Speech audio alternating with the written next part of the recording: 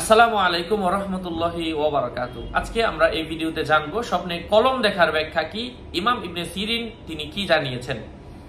আলোচনা বুঝতে সাথেই থাকবেন, আমাদের চ্যানেলটি সাবস্ক্রাইব করতে ভুলবেন না।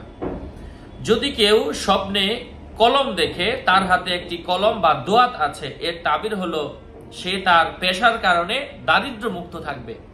যদি কেউ স্বপ্নে দেখে যে সে লেখার সকল সরঞ্জাম লাভ করেছে, তাহলে এর তাবির হলো সে লেখার ক্ষেত্রে এমন সার্বিক নেতৃত্ব লাভ করবে যে সে এতে তার সমসাময়িক সকল লেখকদের উপর প্রাধান্য লাভ করবে, প্রাধান্য বিস্তার করবে।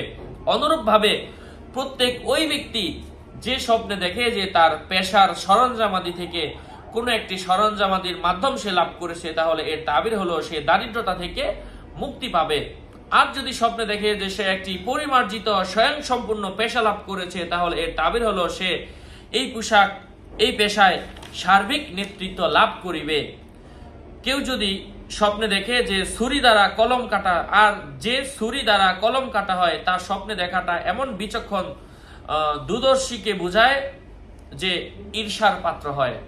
আশা করছি বুঝতে পেরেছেন। আমার ভেরিফাইড চ্যানেলের ডেসক্রিপশন বক্সে ক্লিক করলে পেজ এবং আইডি লিংক আসবে, এর বাইরে অন্য কোনো পেজ নাই। সাবধান, আমার নাম আর ছবি থাকলে ওইটা আমি না, প্রত্যেক ভিডিওতে আমি সাবধান করি। আসসালামু আলাইকুম ওয়া রাহমাতুল্লাহি ওয়া বারাকাতুহু।